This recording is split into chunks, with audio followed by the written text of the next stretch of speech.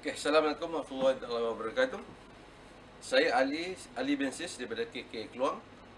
Tajuk kajian saya pada kali ini adalah perbezaan persepsi berdasarkan jantina tenaga pengajar kursus pendek terhadap kaedah dan elemen pembelajaran informal di kolej komuniti.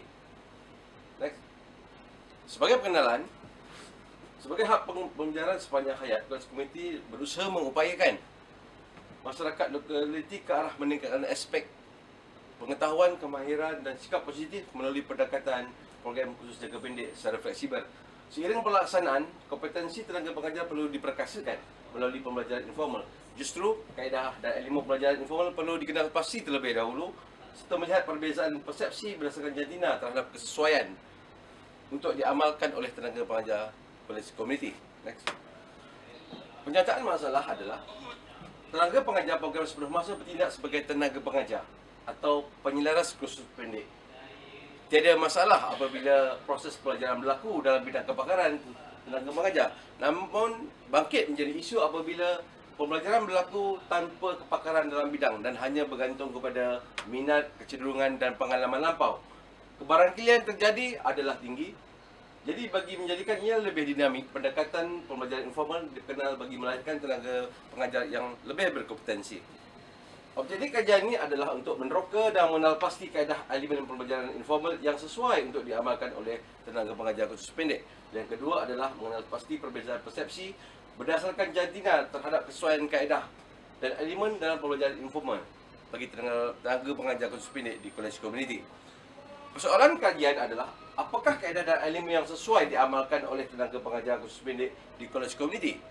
Dan yang kedua adalah adakah terdapat perbezaan persepsi berdasarkan jantina terhadap kesesuaian kaedah dan elemen dalam pelaksanaan informal bagi tenaga pengajar kursus pendek di kolej komuniti?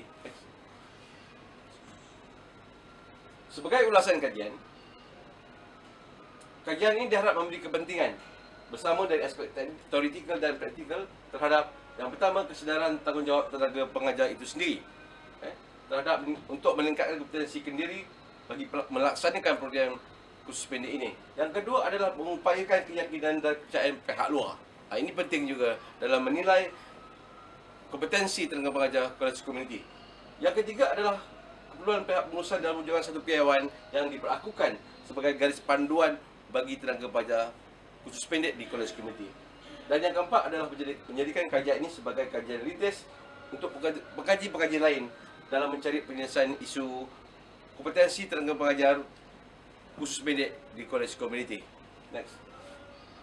Skop kajian-kajian ini adalah tenaga pengajar khusus pendek berdasarkan usahawaran daripada 23 KK Zon Selatan, dan dengan ini keputusan kajian tidak boleh digeneralisasikan kepada tenaga pengajar zon lain.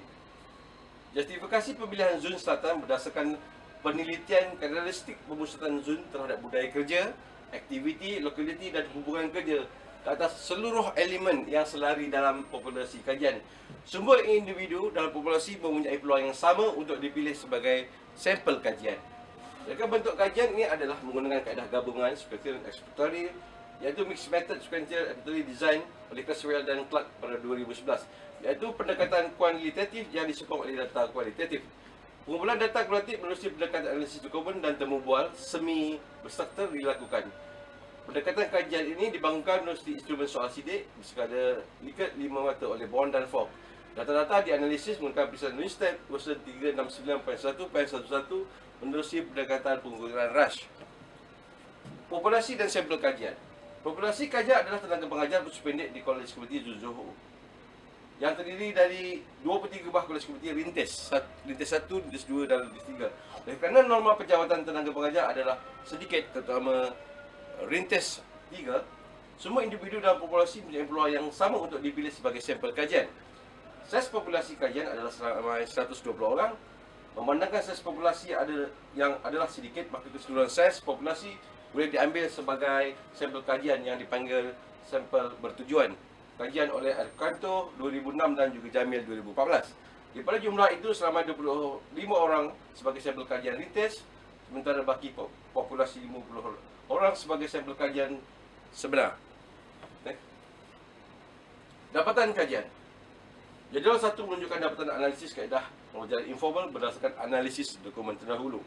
Menerusi analisis dokumen terdahulu, maklumat konstruk dan dimensi telah dianalisis dan kajian menunjukkan 6 kaedah pembelajaran informal telah dikenal pasti sesuai untuk diamalkan oleh tenaga pengajar pendek. Kaedah itu adalah bahan kajian, bertanya, bahan bacaan, pemerhatian, media elektronik dan juga lokasi rujukan. Next. Dapatan kajian, analisis kaedah dan elemen pembelajaran informal menerusi proses temu bual responden pula. Menerusi proses temu bual semi berstruktur ini, pungutan data telah dianalisis dan kajian menunjukkan 6 kaedah dan 27 elemen pembelajaran informal telah dikenal pasti sesuai untuk diamalkan oleh tenaga pengajar khusus pendek di kolej komuniti. Next. Dan dapatan kajian seterusnya adalah analisis klasifikasi perbezaan persepsi responden berdasarkan jantina terhadap kaedah dan elemen pembelajaran informal secara keseluruhan. Dapatan kajian, pemutaran data hasil proses soal sidik telah dianalisis menggunakan perisian Winstead menerusi pendekatan model penggunaan ras. Dapatan analisis menunjukkan tidak terdapat perbezaan persepsi yang signifikan, iaitu nilai T lebih kecil daripada 2.0. Dan yang seterusnya, analisis juga menunjukkan terdapat perbezaan persepsi yang signifikan. Nilai T lebih besar daripada 2.0, di mana 4 elemen terlibat perlu disisihkan di bahagian ini.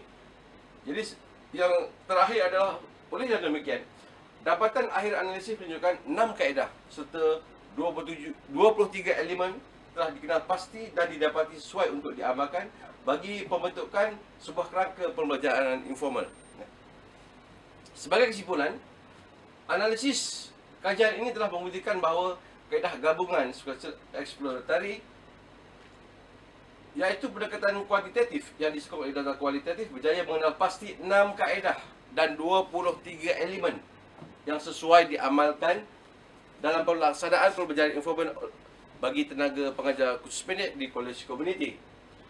Kaedah meningkatkan kompetensi diri ini dijangka berupaya mengatasi isu mengajar di luar bidang kepakaran.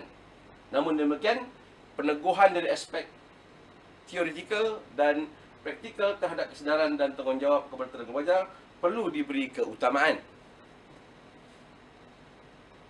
Oleh itu, usaha murni dalam membantu meningkatkan kualiti kehidupan dan tahap sosioekonomi masyarakat lokaliti dapat direalisasikan seiring dengan kompetensi tenaga pengajar khusus pendek yang telah dipertingkatkan. Sekian, terima kasih.